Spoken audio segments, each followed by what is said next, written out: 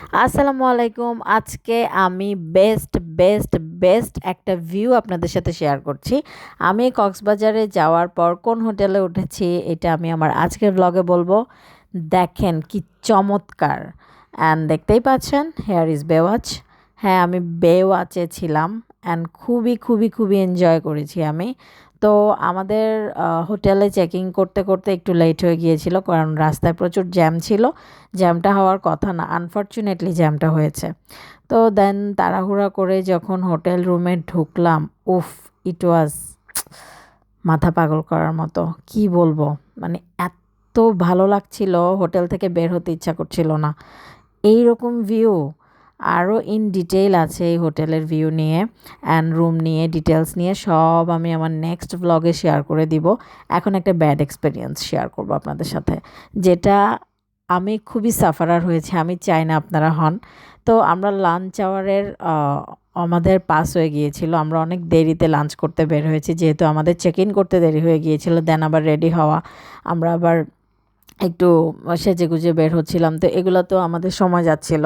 হোটেলের কথা কি বলবো, হোটেল হচ্ছে 100/100, হোটেল নিয়ে কোনো কমপ্লেন নাই। কমপ্লেন হচ্ছে বিশ্ববিখ্যাত পালঙ্কি রেস্টুরেন্ট নিয়ে। মানে এটাতে লাঞ্চ করতে যাওয়াটা ছিল জীবনের সবচেয়ে বড় ভুল, যেহেতু দিন ছোট ছিল অ্যান্ড ডে লাইট পাওয়াটা খুবই হচ্ছে ভাগ্যের ব্যাপার। খেতে খেতে এত সময় চলে গেছে, ওই দিনটা পুরাই বলতে গেলে মার্ডার। আর এখানে ঢুকে মনে হচ্ছিল মাছের বাজার, আল্লাহ, মানুষের মাথা মানুষ খাচ্ছিল। কি যে জঘন্য! এরপরে গিয়ে লাইনে দাঁড়ায় থাকো, এরপরে গিয়ে অর্ডার নিবে, খাবার আসতে দেরি হবে অ্যান্ড টেবিল পেতেই অবস্থাটা খারাপ হয়ে যায়। মানে প্রায় সন্ধ্যা তখন, কিন্তু কল্পনা করতে পারবেন না কী পরিমাণ ভিড়। আমার আসলে উচিত না এরকম ভিড়ের মধ্যে খাওয়া দাওয়া করা।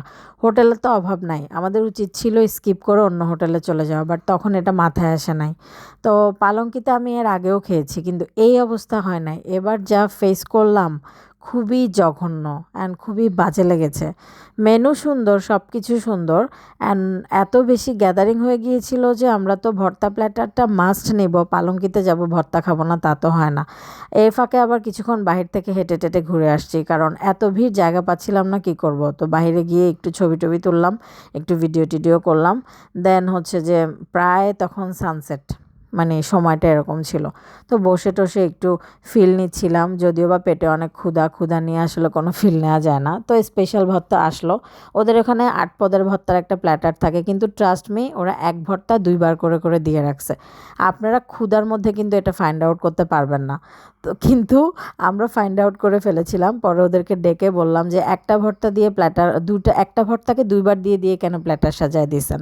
পরে বলার পরে বলতেছে যে আচ্ছা ঠিক আছে, বিল করার সময় আমরা যে ভর্তাগুলো রিফিল হয়েছে ওগুলার আর প্রাইস নিব না। মানে এখানে কিন্তু এই ধরনের বিষয়গুলো হয়, তো আপনারা অবশ্যই চেক করবেন। আর মজার মজার যে ভর্তাগুলো সেগুলাই আসে নাই, লাইক মাছ ভর্তা। আরও অনেক বেশি প্রায়োরিটি লিস্টে যেগুলো থাকে ওগুলো কিচ্ছু আসে নাই। That's for all today, thank you for watching.